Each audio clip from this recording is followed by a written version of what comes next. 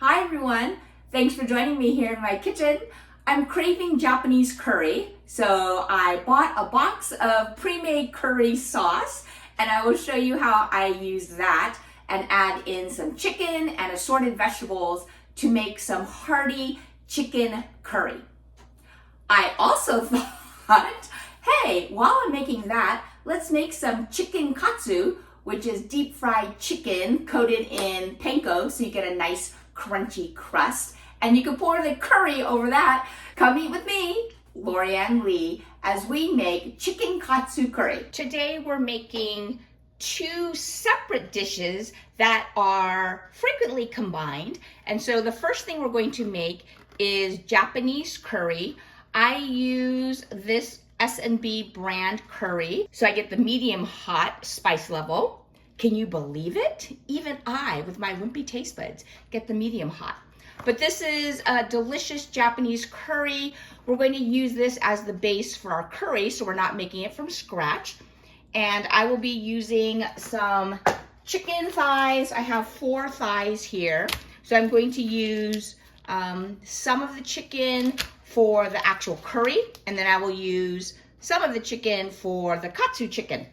So with this box mix, it has all of the instructions that you need, and I like to put vegetables and traditional onion, carrots, and potato, and then I actually like zucchini in my curry, so I'm going to add zucchini, and I happen to have a couple of ears of corn in my refrigerator, so I'll put some corn in my curry as well. In addition to whatever ingredients you want to put in, all you need is the box seasoning and a little bit of water. There's nothing else. It couldn't be simpler.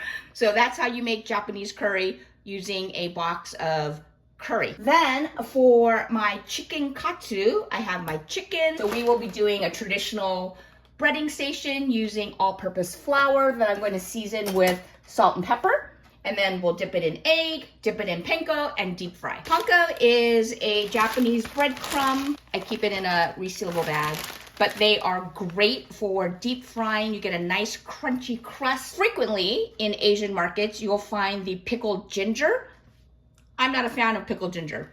And in Japanese curry, it's often topped with fukujinzuke, which is pickled radish. So if you look closely, it's actually made with radish, like daikon, instead of ginger. This is what is traditionally put on top of curries. As far as special kitchen toys and equipment, I will just be using a 12-inch skillet to make my curry. And then I will be using my deep fryer to fry up my katsu chicken.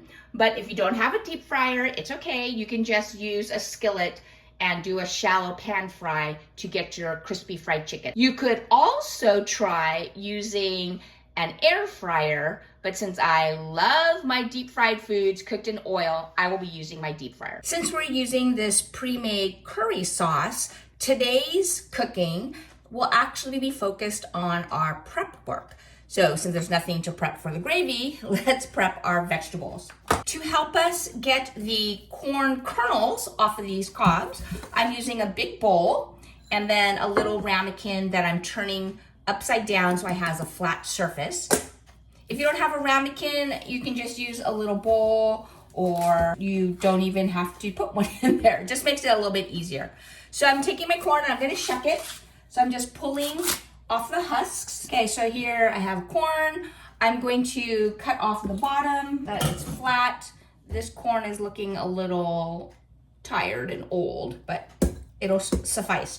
So I have the flat edge of this corn. I'm placing on that ramekin that's inverted into the bowl. And I have my knife. I'm just going to shave the sides. So you can see I'm cutting the kernels off the cob, and they are falling into the bowl, so they're not making a big mess on my kitchen counter.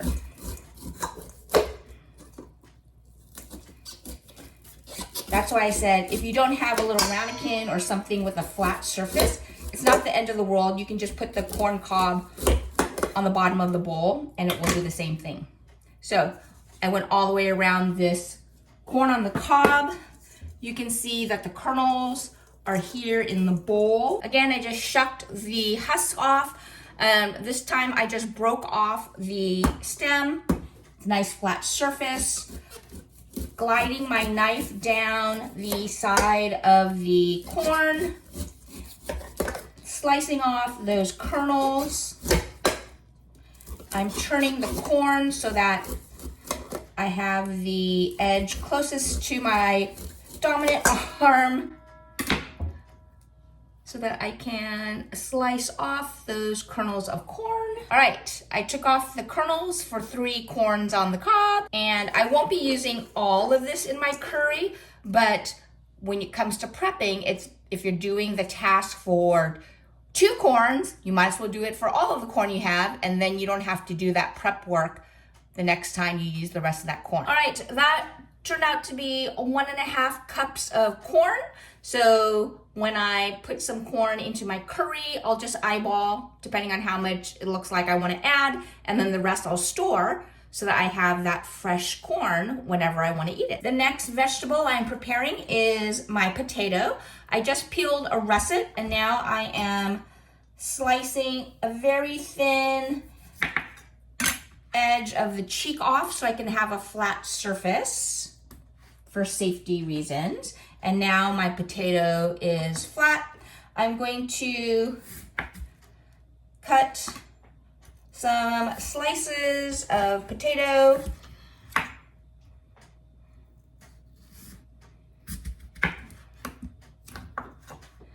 I think I will do these into about 1 inch or so bite-sized pieces. And because potatoes oxidate so quickly, I'm putting those in some cold water. I'm just cutting each of these slices in half and then cutting them into bite-sized pieces, and I'm putting them in cold water so they don't turn all brown and icky. If you want to leave your skins on your potatoes, that's perfectly fine. If you want to use red potatoes, which I often do, you can use red potatoes. But you can see I just put this cut up potato in cold water, and the water is a little murky. That's because of all of the starch that's in the potato.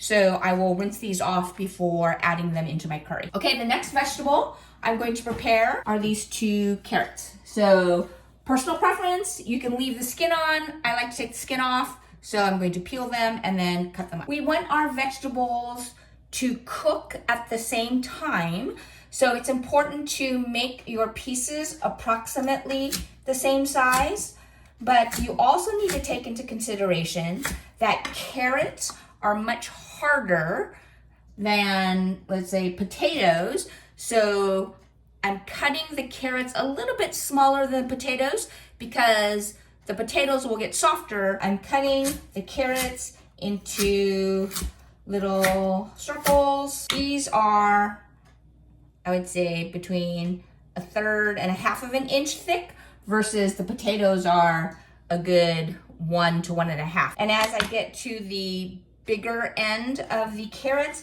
I'm cutting them even a little bit skinnier. We want our vegetables to be cooked without being mushy. I have 1 zucchini. Now, squash is very soft, so it will cook very quickly. So I took 1 zucchini, I cut it in half, and then I took 1/2 and I cut it into 4 pieces. So see, these 4 quarters. We're doing math. Here's 1 quarter, 2 quarters, 3 quarters, 4 quarters. Well, technically this is an 8 because I have the other half, but you know what I mean. So I cut it into 4 pieces, and now I'm gonna cut these into bite-sized pieces. I didn't want to cut the zucchini into circles like the carrots because the density of the zucchini is much less dense and it'll cook faster. So that's why I put them into these triangular wedges to help make the cooking times more consistent with the other vegetables. Onion. I'm taking half of this onion. I'm going to Here's the root end. The other end, I'm cutting the end opposite of the root off. Just taking that off. I'm peeling. I can use my knife. Help me peel that. Okay, so I'm peeling this, and now I have half of an onion. I'm gonna cut these into bite-sized pieces. So I have the root end furthest away from me. I am cutting these into half to 1 inch size slices. So you can see how wide I cut those. Now I'm turning it sideways so that the root end is on my left, and I'm just going straight down to now have these bite-sized pieces. So now I have my onion, carrots, and zucchini, and potatoes, as well as some corn. My vegetables are now all prepped. All right, I want to show you. Here are all of the instructions and the quantities that are on the back of the box. So if you have 2 pounds of protein, then you want 2 pounds of onions, carrots, potatoes. You can see all of those quantities. I'm using half of the quantities because I'm making just a small batch.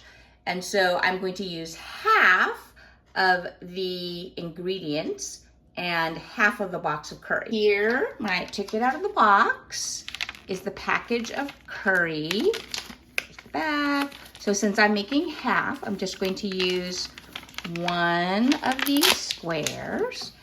And you can see, here's the medium.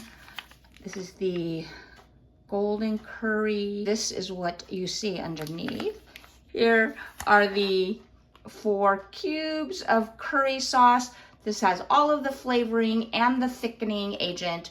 So we will use this to make our Japanese curry. All right, I have moved over to the stove. I just turned it on to medium high. I have my 12-inch skillet here. I have my bite-sized cut up pieces of chicken. I'm using skin on thighs. You can use whatever cut of chicken you want. White meat, dark meat, on the bone, without the bone, with the skin, without the skin. You could use beef, you could use pork, you could use lamb, you could use shrimp, whatever kind of protein you want. So I have my chicken, but mostly I'm focusing on the vegetables because I'm gonna make that katsu chicken separately. So I have my pan, I've got my onions, carrots, zucchini, and corn. I'm draining those potatoes. Eventually, I will need 2 3/4 cup of water, so I'll get that later. But the only other ingredient I need is some oil. So while this is heating up, I'm going to grab a little bit of avocado oil. All right, I'm going to add about 1.5 tablespoons of oil. I can see that the oil is rippling and it is hot. So now I'm going to add in my chicken. Spread that around.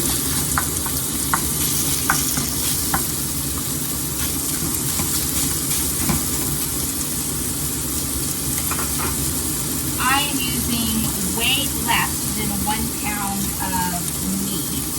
This was, I would say, maybe half a pound because I didn't really need that protein.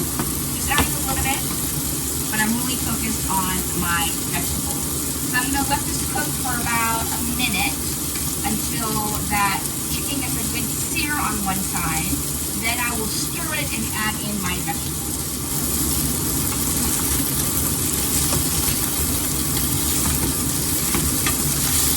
Okay, it has actually been about 2 minutes. I am giving this one stir. And now I'm going to add in my onions.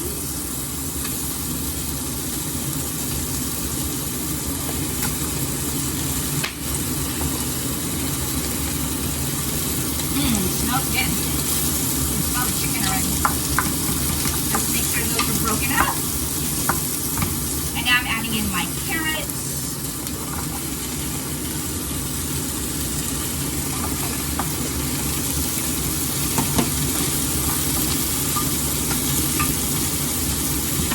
And the potatoes.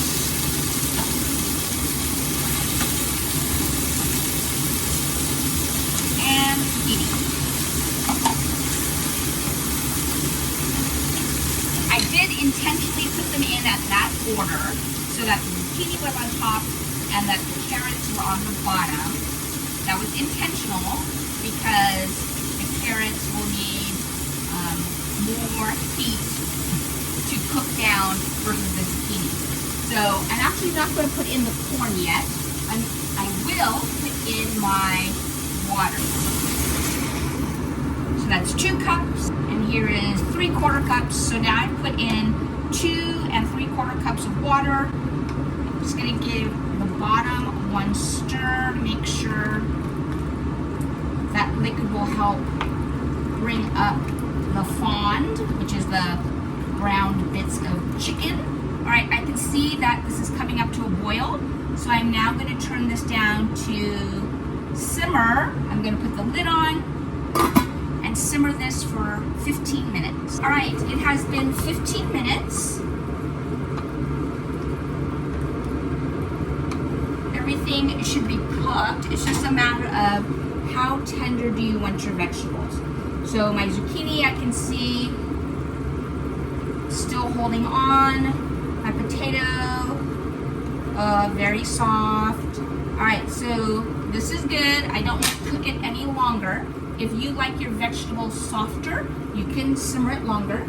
So now I have my block of curry, and I'm just going to break this up and place it in. And I am now, per the package instructions, turning off the heat and stirring in these pieces of curry. And the residual heat will soften up the curry so that we will have the flavor, as well as this will thicken. So you can see right now it's very watery, but as the blocks of curry mixture melt, this sauce will thicken, and you can see, oh, I can smell.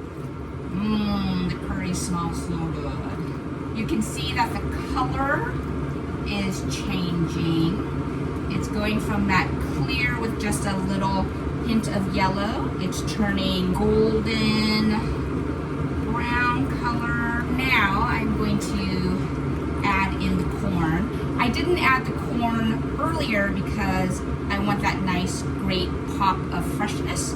So this was 1.5 cups. Let's see.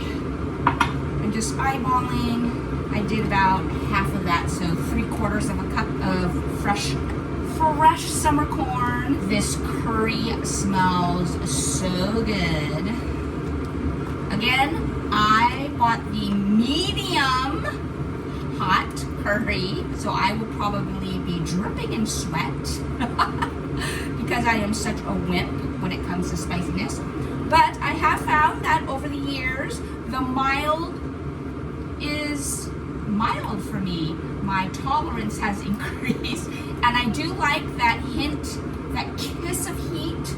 So for me, this is a big kiss of heat. So you can see now that the color is this beautiful golden brown, and we can see the orange from the carrots and the green from the zucchini. We have the potatoes and all of that fresh corn. So that just took a couple of minutes of gentle stirring to dissolve the sauce, and now it's glorious and rich and thick. I already know exactly what it's gonna taste like. Yum. The lid on this just to set it aside so we can work on our chicken katsu next. All right, I have a classic dredging station set up here. We're going to start with all-purpose flour. I'm using 1/2 cup, and then I'm going to season this with salt and pepper. I have just 2 eggs that I scrambled up, and then I have 1 cup of panko. So panko are those Japanese breadcrumbs. This will be plenty. This is the classic dredging format that you use with deep frying. The flour, the seasoned flour, coats the meat and will help bind everything together. We'll dip it in the egg, and then we'll coat it in the panko, and the egg will help make the panko stick to the chicken, and that's how we'll get a glorious crunchy crust. So I'm going to add some salt and some fresh cracked black pepper. This method you can use with whatever you want. You can add more seasonings if you want, but because I am actually just doing a simple chicken katsu and I will be eating it with curry, I don't need to add a lot of spices or anything here. This classic dredging station with the flour, egg, and final coating. In this case, we're using panko. You want to have one hand for dry, one hand for wet, so that your fingers don't get coated with matted down flour mixture. So I'm just carefully putting this piece of chicken in the flour. I am using one hand, so now my left hand has flour, but that's okay. I am going to shake off excess flour. So you can see that it is fully covered in flour. And now I'm going to move it to the egg bowl, and I'm switching hands. So now I'm going to touch it with my right hand, and I want to make sure that all of the chicken is covered with the egg. So it has the flour and the egg, and now I'm draining off excess egg, place it into my panko, and I'm switching back to my left hand, which is the dry, and I am using that to put the panko all over the chicken, and I'm patting it down. You could use Ziploc bags to help you with this process if you want. I prefer just to use these dishes because I can wash the dishes and not have to waste another plastic container. So now I am placing this on a plate, and this one is ready to go into the deep fryer. All right, I have my fry station ready. My deep fryer is set to 350 degrees.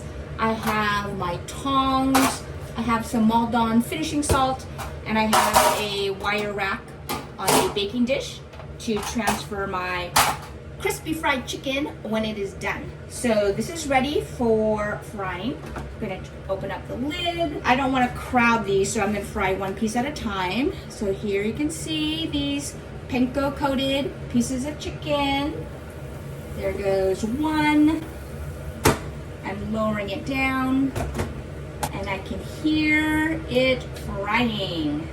This will only take a couple of minutes, 2 to 3 minutes probably. Look at that beautiful piece of chicken katsu. Golden brown, topped with finishing salt, ready to be eaten. All right, I just warmed up a little bit of rice. I have a piece of chicken katsu. I'm taking some of my fukujinzuke, which is the pickled daikon radish. I'm going to pour a bunch of my curry over here. I could put it on top of the chicken, but I prefer to put it on the side so that this can stay nice and crunchy.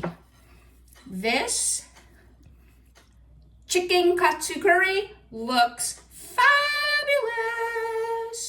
Let's try it. The chicken katsu, definitely crunchy. Cut a bite into this. Here's a bite of chicken katsu. Golden brown. The meat looks juicy. Let's take a bite. Woo, hot. Mmm. Yum. I love fried chicken. Nice and hot, savory. Try a bite of this curry. Although I already know exactly what it tastes like because it's from the box mix. So here we go. I do like those little pops of corn. And yes, just a bit of heat. Now I'm gonna take a bite Of chicken. I love using dark meat chicken. I'm not a big breast eater. Okay, a little fukujinzuke. Yeah, that's a bite. Here we go. This Japanese curry is exactly what I was craving. I'm glad I decided to add some chicken katsu. And I love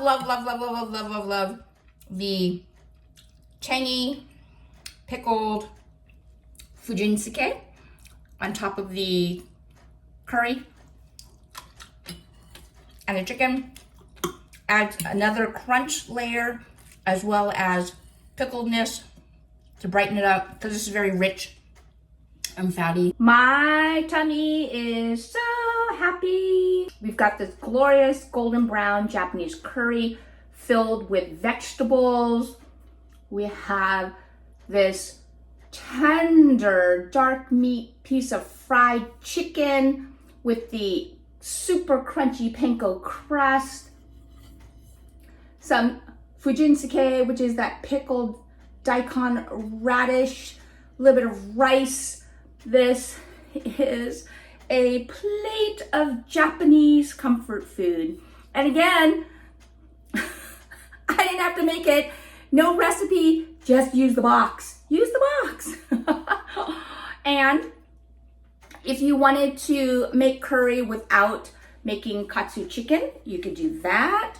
You could just have beef or chicken or pork or lamb or shrimp, whatever protein you want in your curry. Shoot, if you want to just use tofu, use tofu. But I amped this up a bit with the chicken katsu. So that in and by itself, a nice basic recipe using those Japanese breadcrumbs to get a super crunchy. Look how firm and crunchy this is with the piece of fried chicken skin. All of these, let go.